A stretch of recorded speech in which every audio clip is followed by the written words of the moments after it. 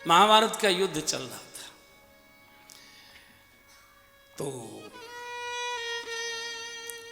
अर्जुन के बाणों से कौरवों की सेना तहस नहस होने लगी। दुर्योधन जाकर और भीष्म पितामह से जाकर उसने वो किया, झगड़ा किया।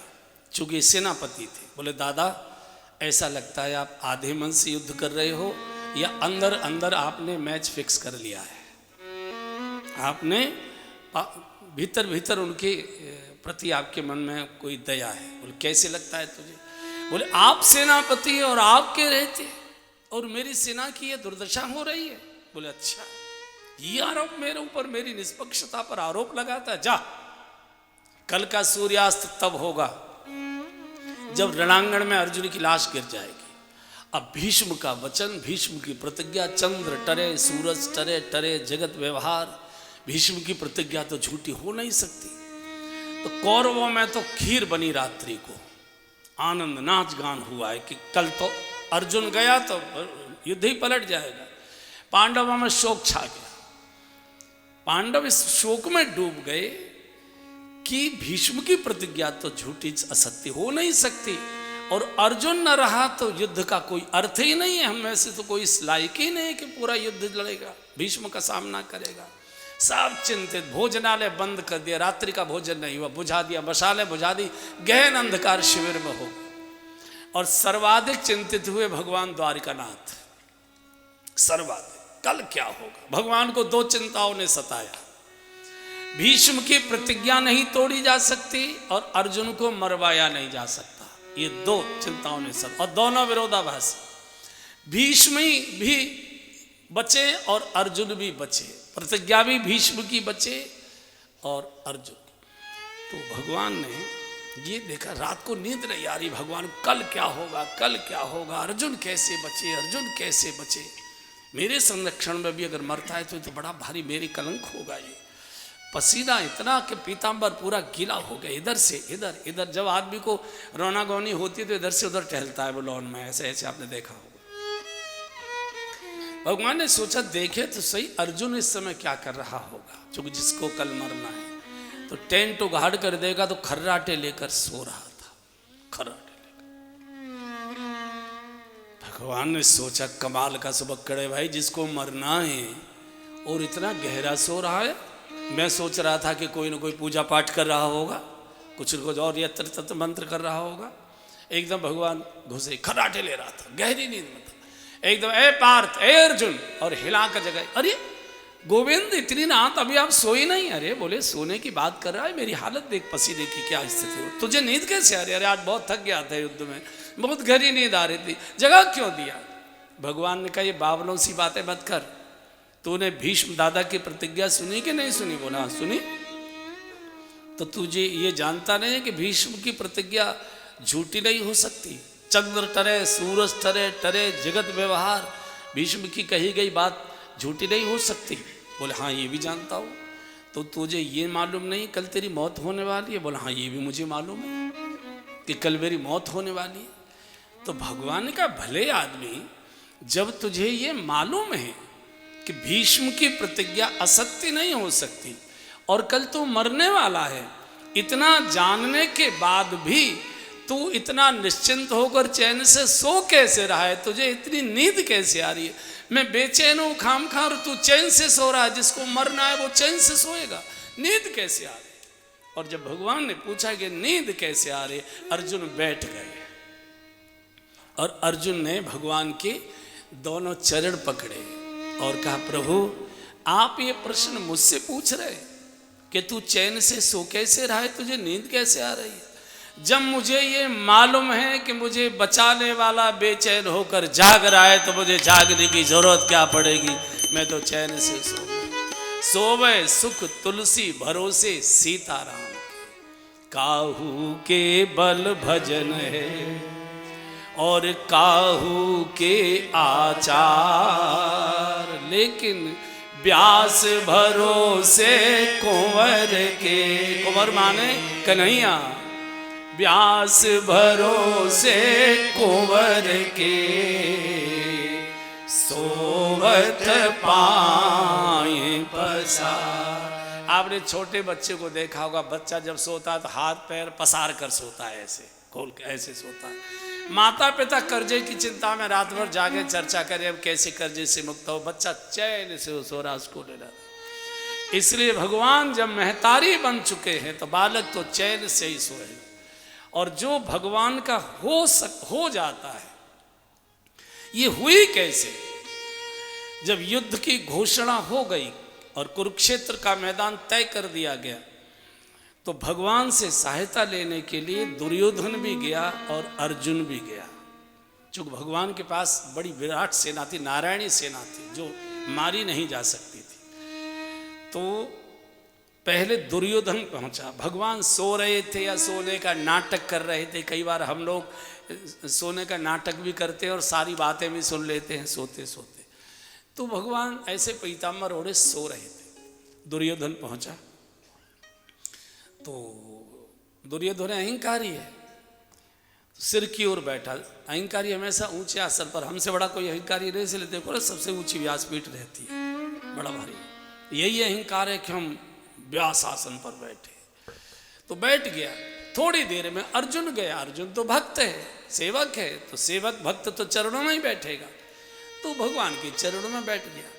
थोड़ी देर में भगवान ने आंख खोली, पीताम्बर हटाया, आंख खोली तो देखा सामने अर्जुन बैठा। चूंकि जब आदमी लेटा लेटा आंख खोलता तो पहले सामने पैरों की ओर ही देखता है, पीछे तो बाद में देखता है। तो देखा, अरे अर्जुन तुम कब से आए? बोले प्रभु अभी आया था। कैसे आए? बोले प्रभु आशीर्वाद लेने आया हूँ, युद्ध की घोषणा हो गई है, अब आपकी कृपा आशीर्वाद चाहिए। तो पीछे से दुर्योधन बोल पड़ा, भगवान मैं पहले आया हूँ, बहुत देर से बैठा हूँ यहाँ। अच्छा अच्छा, ओहो तुम, अच्छा। लेकिन मैंने भैया अर्जुन को पहले देखा है और अर्जुन पर मेरी दृष्टि पहले गई, और वैसे भी अर्जुन तुमसे छोटा है, और जब बंटवारा करना हो तो सबसे पहले छोटे को संतुष्ट करना चाहिए। आजकल थोड़ा उल्टा होने लगा है, बड़ा भाई छोटा हो गया, छोटे को ही संतुष्ट करो, बड़ा तो वैसे ही बड़ा रहता है। तो मैंने पहले इसको देखा और ये छोटा भी है, तो लेने का मांगने का अधिकार इसको पहले। और भैया मेरे पास दो चीजें हैं, एक तो मेरी नारायणी सेना है और एक अकेला मैं हूं। एक मुझे ले लो, एक मेरी नारायणी सेना ले लो, बाकी तो मेरा कुछ और है नहीं, बाल बच्चों से तो मैं कुछ कहूंगा नहीं। तो जब कहा अर्जुन पहले तू मांग, तू छोटा है, ये तो धक धक धक धक धक धक कर रहा था दुर्योधन की सेना न मांग ले।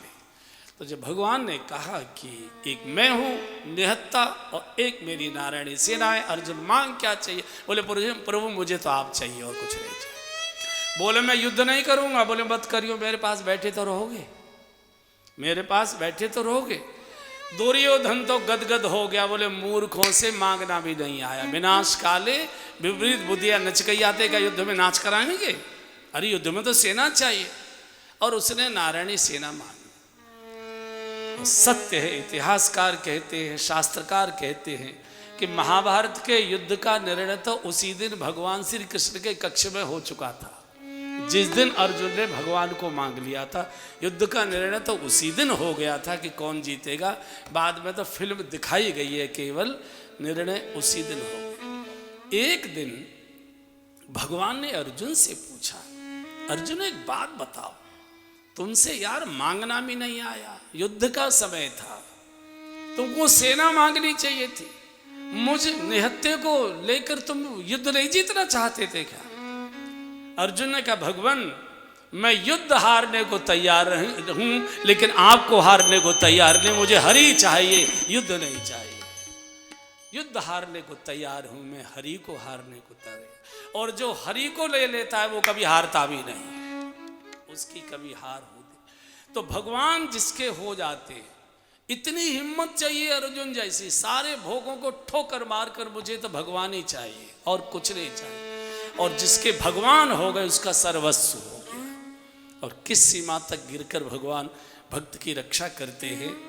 एक समय ऐसी स्थिति आ गई कि सारी सेना कौरवों की मारी गई, केवल अकेला दुर्योधन बचा।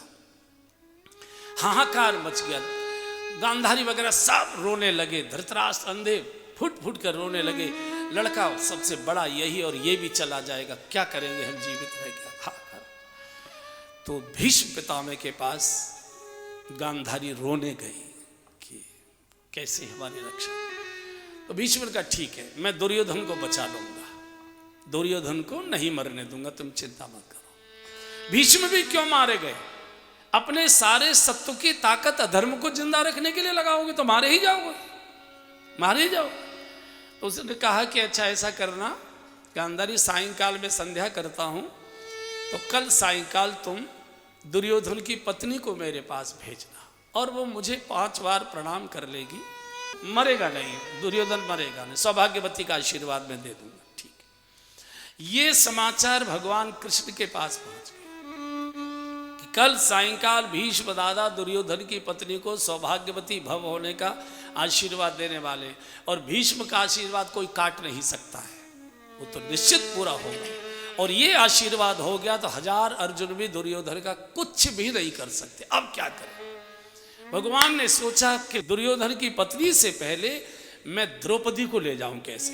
तो दौड़कर द्रौपदी के शिविर में गए। द्रौपदी द्रौपदी जल्दी चलो। कहाँ जाना है? बोले भीष्म दादा के शिविर में जाना है, दुर्योधन की पत्नी को सौभाग्यवती होने का आशीर्वाद दादा देने वाले, संध्या के बाद तुम पहले जाकर आशीर्वाद लो, तुम प्रणाम करना और 5 बार प्रणाम करना। बोले महाराज दुश्मन का शिविर वहां कौन जाने देगा, इतनी सुरक्षा ये सब। बोले इसकी चिंता तू मत कर, सारी व्यवस्था मैं करूंगा, घबराए मत।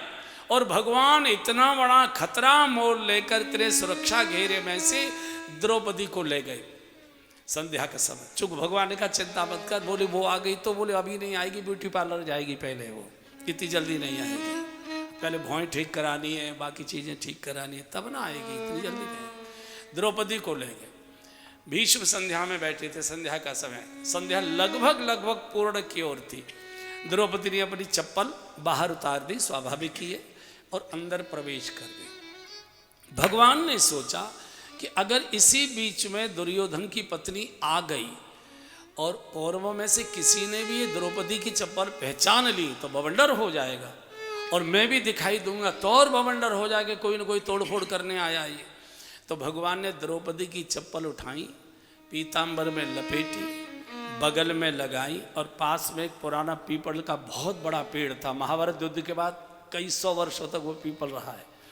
तो उसके पीछे जाके छुप गए। द्रौपदी अंदर प्रवेश करेगी, भीष्म दादा बैठे थे, और जैसे उनकी संध्या पूर्ण हुई और इतना ही बोले थे ओम शांति शांति, तीसरी बार बोले नहीं पाए थे, तब तक द्रौपदी ने माथा टेक दिया, दादा श्री चरणों में प्रणाम करती हूँ। दादा ने सोचा कि दुर्योधन की पत्नी आई होगी, हाथ उठाकर आशीर्वाद दे दे, बेटी सौभाग्यवती रहो। फिर दूसरी बार प्रणाम किया, दादा श्री चरणों में प्रणाम करते हो। अरे भाई हो तो गया, सौभाग्यवती भव। इसने तीसरी बार प्रणाम किया, दादा श्री चरणों में। अरे भाई कितनी बार बुलवाओगे, सौभाग्यवती रहो। इसने चौथी बार कहा, दादा श्री चरणों में प्रणाम। अरे भाई बोल रहे हैं सौभाग्यवती रहो। इसने 5वीं बार कहा, दादा श्री चरणों में प्रणाम करते हुए भीष्म को चक्कर आ गया।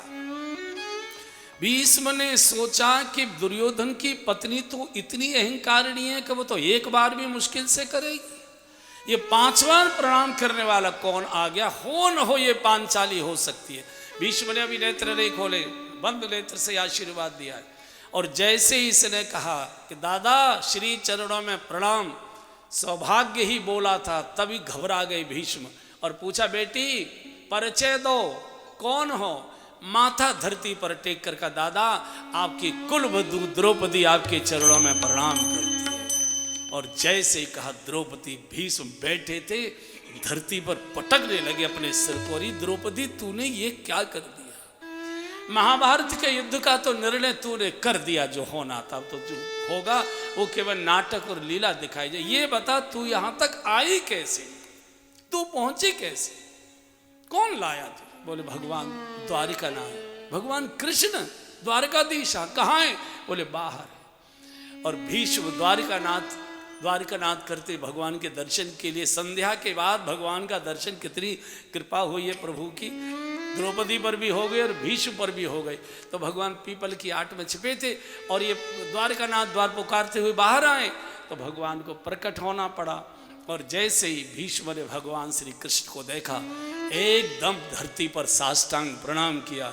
और जैसे ही धरती पर साष्टांग प्रणाम किया तो भगवान भीष्म को उठाने के लिए अपने दोनों हाथ आगे बढ़ाए और जैसे ही कंधा पकड़ा तो द्रौपदी की जो चप्पल बगल में लगी हुई थी भीष्म के सिर पर जाकर के लेट गई। उन चप्पलों को उठाकर भीष्म सिर पर रखकर इतना रोए, इतना रोए, इतना रोए। ऐसा भी भगवान हो सकता है कि भक्त की रक्षा के लिए उसकी चप्पल लिए घूम रहा है? ऐसा कोई भगवान दूसरा किसी के पास हो सकता है क्या? जब भगवान कृपा करते हैं तो किसी प्रकार की मर्यादा नहीं छोड़ते, सारी मर्यादाओं को तोड़ देते हैं भक्त की रक्षा होने